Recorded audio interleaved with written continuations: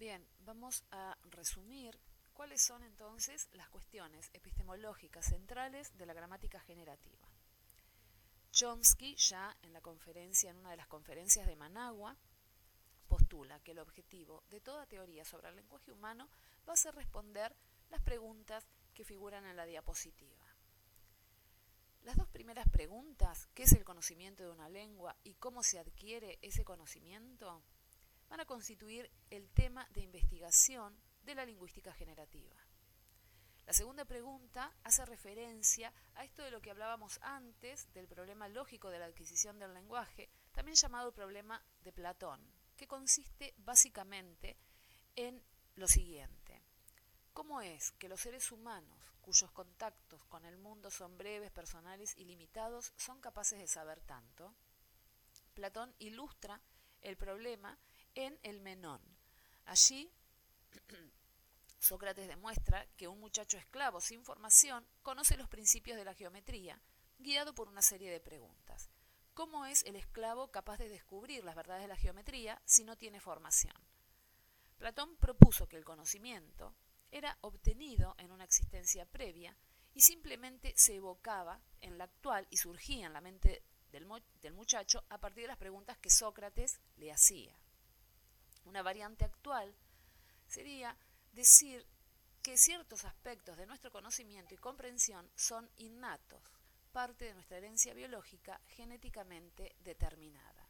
Y esto es lo que aduce Chomsky para explicar que el lenguaje es una facultad innata. Bien, atendiendo a la primera pregunta del programa de investigación, un objetivo de la teoría lingüística es el estudio del conocimiento lingüístico. Recordemos que lo primero que trata de responder una teoría sobre el lenguaje es ¿qué es el conocimiento de la lengua? La lingüística tradicional o estructuralista, como el estructuralismo conductista norteamericano, es externista, es decir, entiende que la lengua existe con independencia de los hablantes, como un conjunto de enunciados o un conjunto de actos de habla o como una institución social cuya función primordial es la comunicación. En ese contexto, la lingüística se inscribe en las ciencias sociales y el lingüista estudia la lengua en tanto conducta exteriorizada, la lengua y se centra en la descripción distribucional de los datos recogidos, sin relacionarlos con el conocimiento del lenguaje. Por su parte, la lingüística generativa toma la lengua como un objeto real, interno al individuo, consistente en un conjunto de propiedades abstractas de su mente-cerebro. A partir de esa concepción, esta lingüística estudia la naturaleza, el origen y el uso del conocimiento lingüístico, que se caracteriza por ser inconsciente y creativo, y en términos técnicos ya no va a estudiar un objeto externo, sino que va a estudiar la lengua interiorizada, esto es, la lengua I.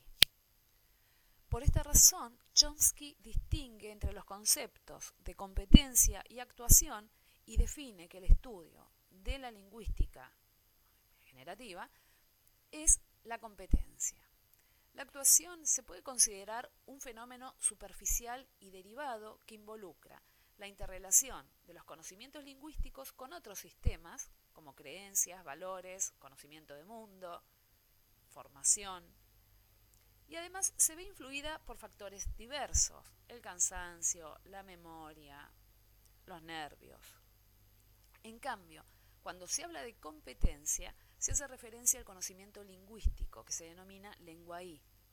La teoría lingüística se va a ocupar de la competencia y para ocuparse de la competencia necesita definir, abstraer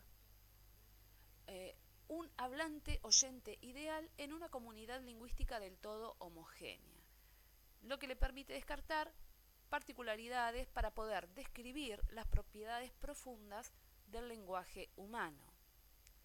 Esto ha hecho que la lingüística generativa haya sido criticada por muchos otros lingüistas, porque postulan que no existe ese hablante-oyente ideal, pero justamente de lo que se trata es de una abstracción para poder llegar a la lengua y como tal, sin ninguna interferencia.